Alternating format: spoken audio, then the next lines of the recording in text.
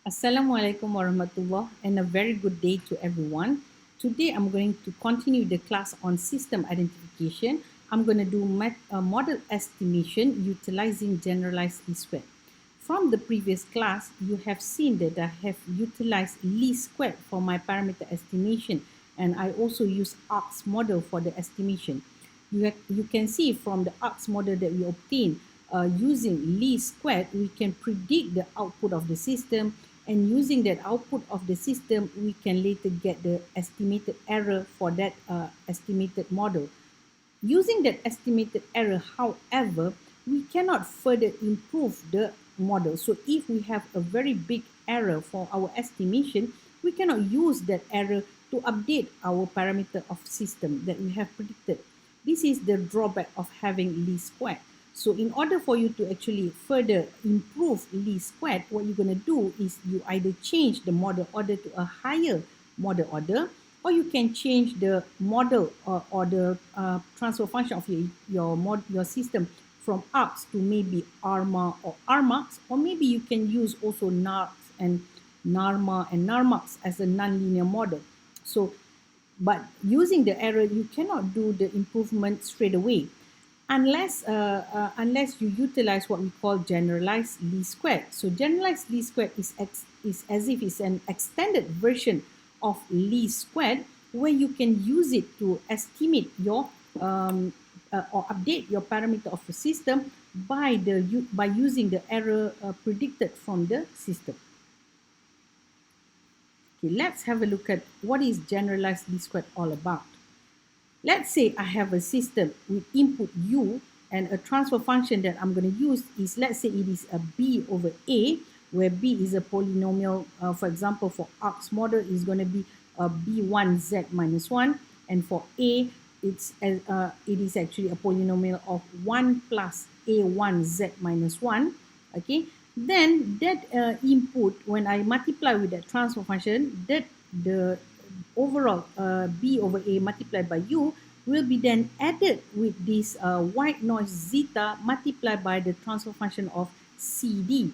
Okay, so that zeta is a white noise, but when it is multiplied with the transfer function cd, it becomes a colored noise, which is undesirable for our system. It will contribute a lot of error on our prediction later on when we want to predict the transfer function of b over a.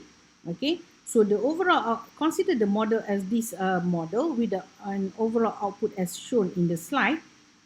If I cross multiply a with y, okay, and further simplify the equation, it will become ay equals to bu plus ac over d zeta. Having that ac over d zeta, the transfer function of our white noise is become more complex, okay, more is going to be more colored, okay, the noise. So what happened is that this is also, of course, undesirable.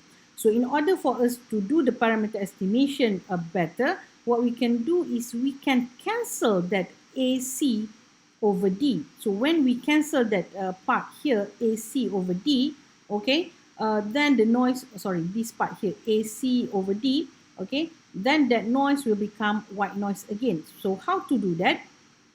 If only I have another transfer function, let's say a transfer function f, and that transfer function f is multiplied with the whole system, but that transfer function f is actually having a value of the inverse of our transfer function here, which is that transfer function f is d over ac. So if I consider that transfer function f as if it is a filter, okay, so I'm going to postulate a filter, all right, and multiply with both sides of my equation. So I'm going to have a fy plus b fu plus f ac over d zeta.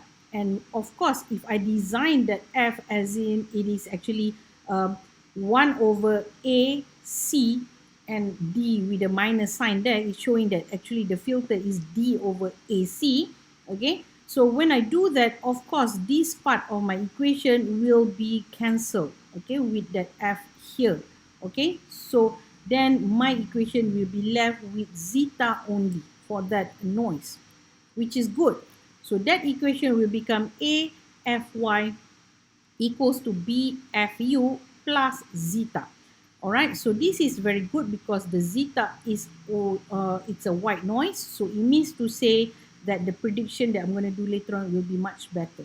Okay, so of course I cannot multiply f with transfer function A and f with transfer function B because that is the parameter that I'm going to estimate for my system. All right, so what I'm going to do is I'm going to think that f as if it's a filter that's going to filter my data y and my data u.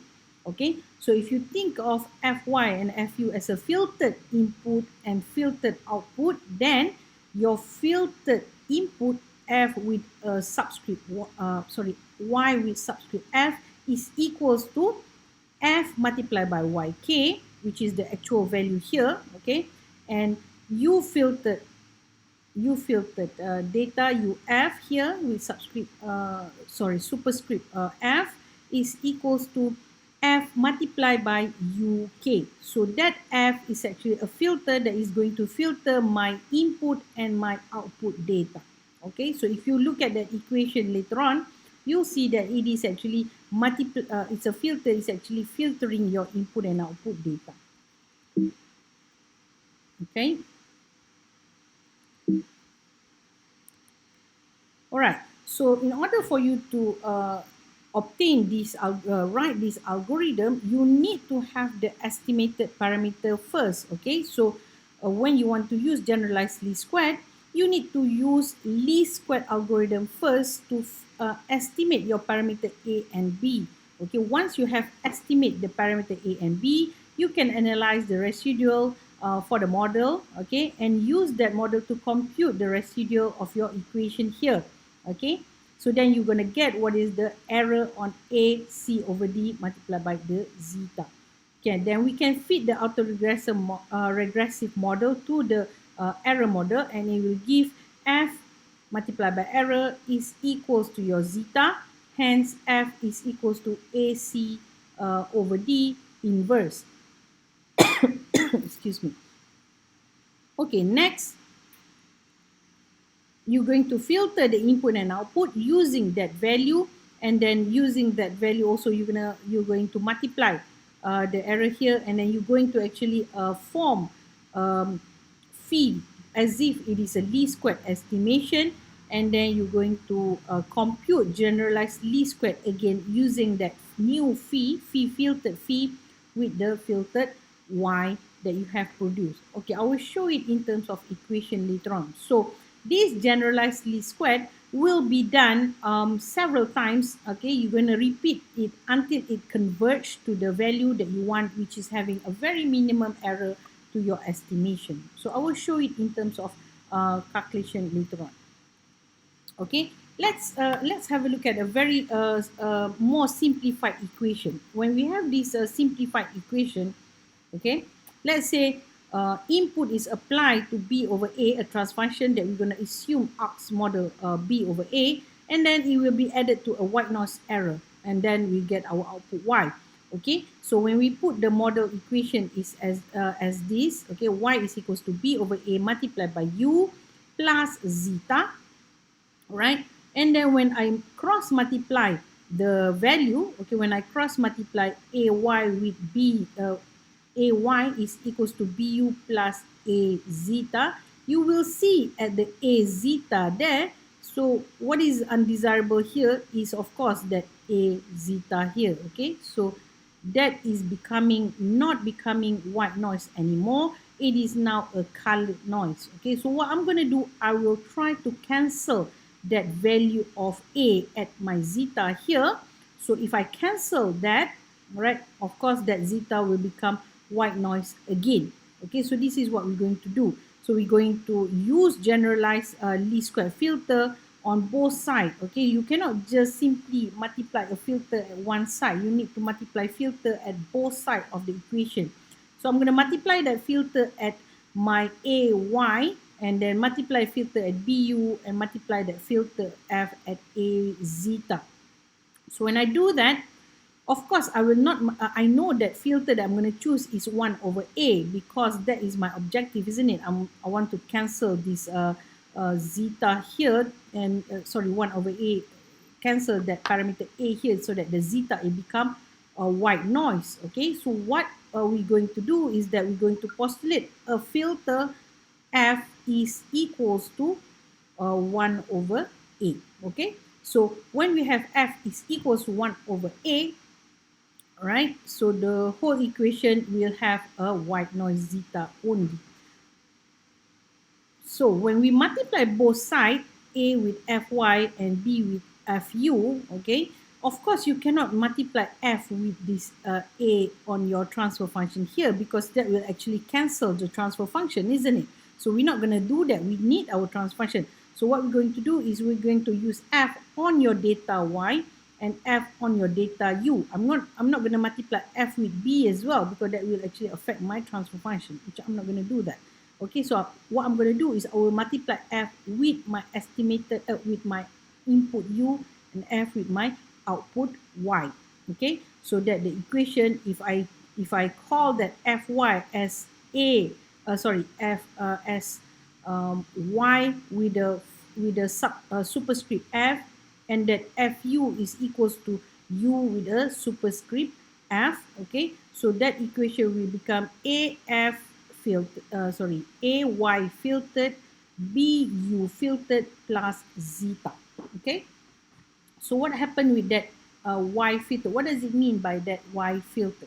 All right, so let me just quickly write for you the equation. So initially it is the equation is actually y is equals to, okay, b over a multiplied by u plus zeta. This is okay, because why? Because that zeta is a white noise. But when you further expand the equation, it becomes ay is equals to b u plus a zeta, isn't it? Okay, so then this is become undesirable, because of that part here is actually changing my system from white noise to a colored noise. So what I want to do is I want to try to do something with that. So if only I have a filter f equals to 1 over a, then of course if I multiply f with that a zeta, it will become only zeta. Okay, so this is the objective. But when you multiply f with an equation model like this, you cannot just multiply it with one side of it. You have to multiply with the whole equation. So let's think of f as the filter. All right, so I'm going to multiply it with all the equation. I will have afy is equals to bfu plus fa zeta. So that objective will be obtained on this side. It will actually cancel my my colored noise, and it become a white noise. Okay, but however on this side, I will not multiply f with a, okay, because I don't want to cancel a, isn't it? I'm not going to multiply f with b as well, because that is my system parameter. So I'm going to multiply f with my input and my output. Okay, so let's think of f. Let's call that y filtered, and let's have, and the same thing as fu. Let's call that u filtered. Okay, so we're going to have the data input and output, and then we can filter the data later on. Okay, how does it work? Okay, so if you remember the equation just now, I'm going to write yf, okay, at time k is equals to, of course, the f that I have, okay, f z minus 1 that we have just now, okay, multiply with my y k, right?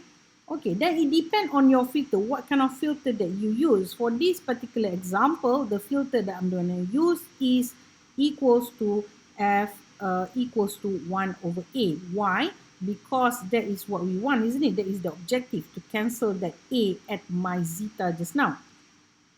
Okay, so I'm gonna have that f filter y filtered k is equals to 1 over a, and a is actually a polynomial of 1 plus a z minus 1.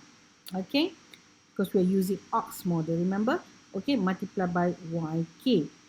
All right, Then if I cross multiply both sides, expand this equation, I'm going to multiply that with that, isn't it?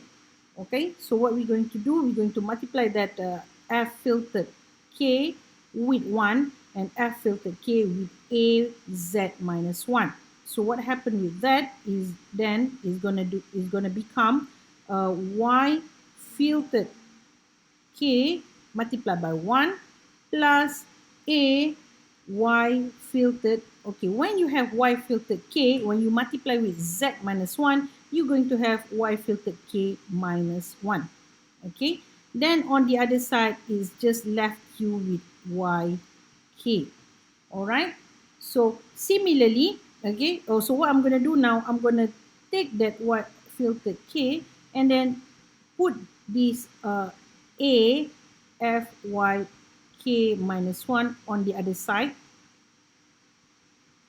Okay, and also I can rewrite this in terms of y filtered k is equals to yk. Actually, okay, it's the same as yk, but now I need to minus some adjustment, a filter to my data, which is a yf k minus 1.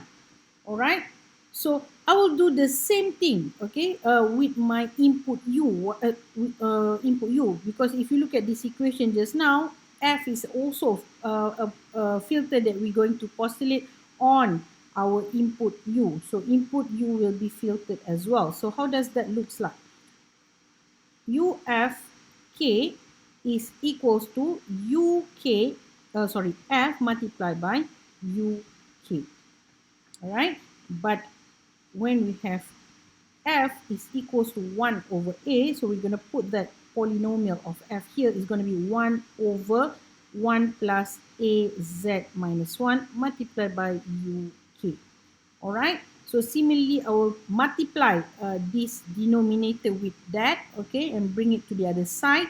Okay, so ufk will become ufk multiplied by 1 plus ufk multiplied by az minus 1 will become a uf with k minus 1 equals to uk. All right, so then if I take that a ufk minus 1 to the other side, it will become ufk is becoming, okay, uk minus a uf with k minus 1. So the filter that I'm going to do, okay, I'm going to calculate the filter uf, okay, and I'm going to use that how to get the filter data by using the actual data minus a parameter of the system multiplied by the previous filtered data. Okay, so that's what's going to happen. All right, so how do we get that parameter estimation a? That parameter estimation a can be obtained by using a least square estimation, because you do not know the parameter of the system.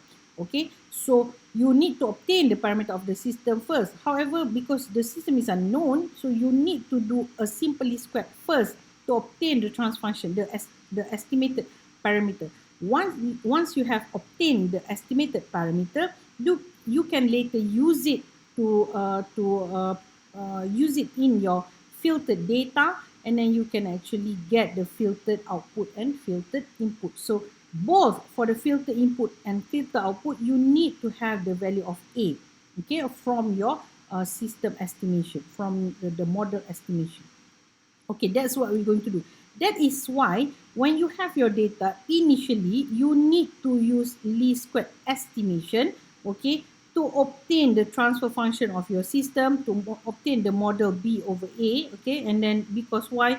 You need to have the estimated parameter A, okay, because your filter require estimated parameter A. Okay, once you have that, what you're going to do is number 2, you're going to use the A here, you're going to use the estimated A to get Y filtered and U filtered. All right, so once you have obtained your Y filtered and U filtered, you can then use number 3, you're going to use least square again as if it is a least square, but you're going to write down a new phi for your least square and a new y for your least square, okay, for your least square here. So that's new data that you want to obtain, okay. Once you have obtained these, you can do that, number 3, okay. And then using this new filtered y phi filtered and y filtered here, you can use b beta, okay, for using generalized least squared. You can get it similar as before. However, now instead of using phi transpose only, you're going to use, oops, sorry, that's not phi, isn't it? Instead of using phi transpose, a normal phi transpose, you're going to use the filtered phi transpose multiplied by the filtered phi, okay, and then inverse it, and then you're going to have filtered phi transpose multiplied by y, filtered y, okay.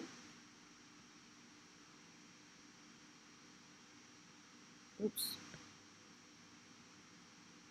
All right, then you're going to get your estimated data, a new estimation data, estimated value of A and B. Once you have that new estimated value of A and B, you're going to get A estimated new, isn't it?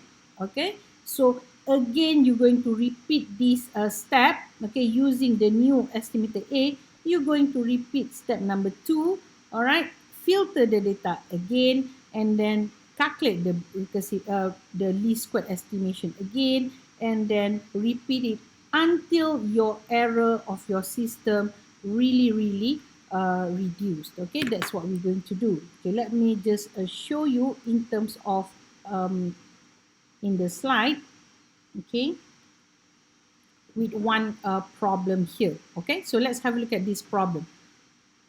Let's say we have a system and it is described by this equation.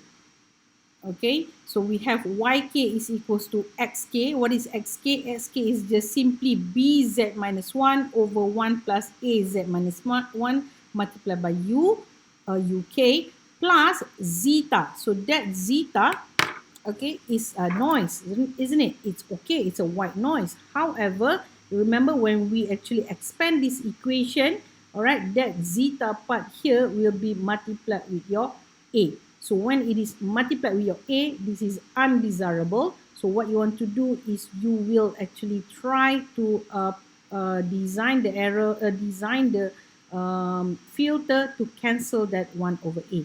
So let's do this, okay, and then I will show you later on how we can actually get the solution. It is actually in the slide, okay. Right, so I will show you later on how it is obtained, okay, in the next video. All right, I'll see you then.